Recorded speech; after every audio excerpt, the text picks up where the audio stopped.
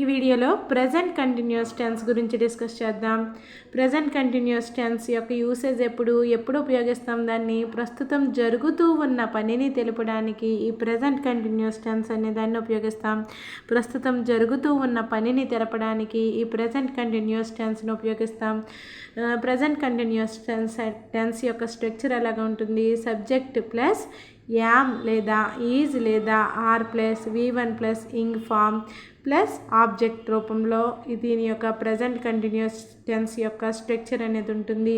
Subject plus am లేదా is లేదా are plus verb యొక్క వన్ ఫామ్ అంటే V1 ఫాము, అదేవిధంగా V1కి ఇంగ్ ఫామ్ కూడా ఉంటుంది, ప్లస్ ఆబ్జెక్ట్ అనేది ఉంటుంది అనమాట. యామ్ అనేది ఎప్పుడు ఉపయోగిస్తాము? సబ్జెక్ట్ స్థానంలో ఐ వచ్చినప్పుడు యామ్ వస్తుంది. సబ్జెక్ట్ ప్లేస్లో ఐ వచ్చినప్పుడు యామ్ వస్తుంది. ఐ వచ్చినప్పుడు మాత్రమే యామ్ని ఉపయోగించాలన్నమాట. ఈజ్ అనేది సబ్జెక్ట్ స్థానంలో హీ షీ ఇట్లు వచ్చినప్పుడు ఈజ్ని వాడాలి.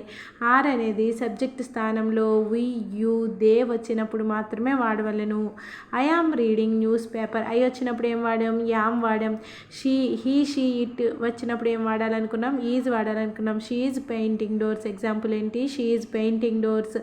నెక్స్ట్ వి యు దే వచ్చినప్పుడు ఏమనుకున్నాం? ఆర్ అనుకున్నాం.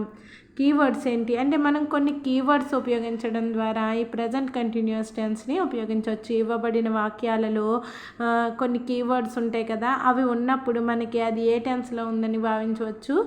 ప్రజెంట్ కంటిన్యూస్ టెన్స్లో ఉందని భావించవచ్చు. కీవర్డ్స్ ఏంటి? Now, at present, at this time, at this moment, listen, look, see, watch, hear, don't disturb, right, now, etcetera. ఇటువంటి కీవర్డ్స్ వచ్చినప్పుడు ఆ వాక్యము మనకి ప్రజెంట్ కంటిన్యూస్ టెన్స్లో ఉంది అని భావించవచ్చు. Now, at present, at this time, at this moment, listen, look, see, ఇటువంటి keywords అనమాట. Watch, hear, don't disturb, right, now మొదలైన కీవర్డ్స్ ఉంటే మనకి ఆ ప్రజెంట్ కంటిన్యూస్ టెన్స్ని ఐడెంటిఫై చేయడానికి కీవర్డ్స్ అనమాట. ఇంగ్ ఫామ్ అనేది వెర్బ్ యొక్క మొదటి రూపంకు మాత్రమే చేర్చబడుతుంది. ఇంగ్ ఫామ్ అనేది ఏంటి? ఇంగ్ ఫామ్ అనేది వెర్బ్ యొక్క మొదటి రూపానికి మాత్రమే చేర్చబడుతుంది. అంటే V2 ఫామ్కి కానీ అలా చేర్చబడదు అనమాట. వెర్బ్ యొక్క మొదటి రూపానికి ఇంగ్ ఫామ్ అనేది చేర్చబడుతుంది. మనకి ప్రజెంట్ కంటిన్యూస్ టెన్స్లో గుర్తుపెట్టుకోవాల్సిన ముఖ్య అంశాలు ఏంటి?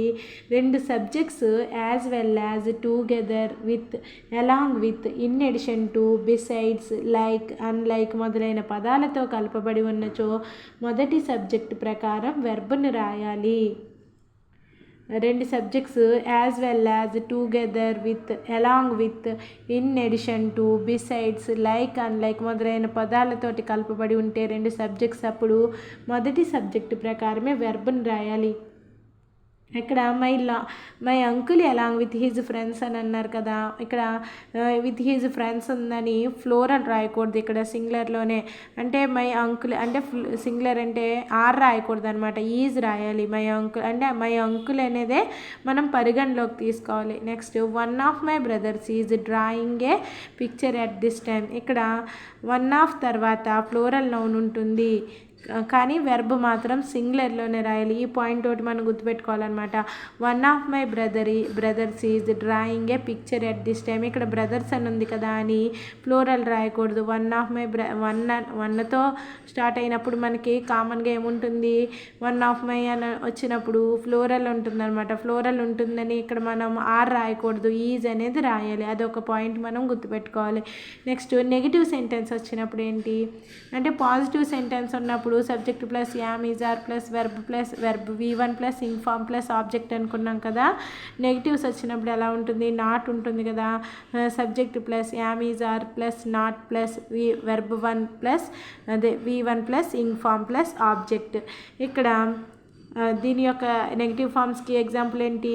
I am not reading newspaper, she is not painting doors, they are not singing songs. ఇక్కడ నెగిటివ్ సెంటెన్స్లో మనం నాట్ అనేది ఉంటుందన్నమాట.